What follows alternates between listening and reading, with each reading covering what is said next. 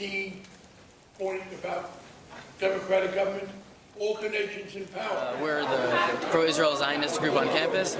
Our mission is to advocate for Zionism, which is the national movement of the Jewish people for self-determination in their homeland, Israel. And we put on an event this evening with Congressman Barney Frank, Democratic congressman from Massachusetts, and he was talking about the U.S.-Israel relationship, current issues in Israeli foreign and domestic policy, and how his perspective on that from the American government.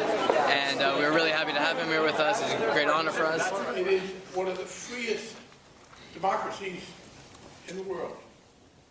It has a great degree of free speech. Civil liberties are very well protected. That doesn't mean things are perfect. Right, so he came to, I think, dispel some of the myths, but also talk about some of the main reasons why liberals in America are supportive of a strong U.S.-Israel relationship.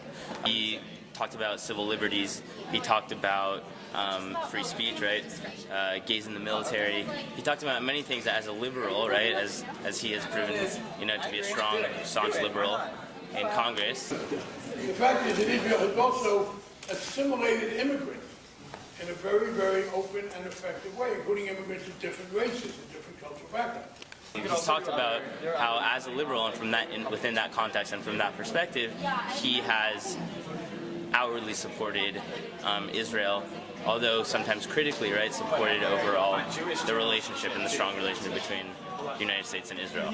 And he said, with that and with that relationship, criticism is encouraged because, as all friends can criticize each other, he believes that's also true for the United States and Israel. You should be careful when you are critiquing certain policies and applying this critique of the entire state of Israel and its right to exist. Those two different concepts are completely different. I think he was trying to show some of the other great qualities of democracy, of women's rights, of religious rights, of how the entire state was created in such a democratic process and still had great economic growth. I think he was trying to highlight some of those aspects and just bring them to light because they're a little bit overlooked, I think, here on campus. Another area that Israel has for formula, it's a Jewish state, but being a Jewish state means you take in Jews from all over the world, so that Israel has been one of the most open countries in receiving immigrants.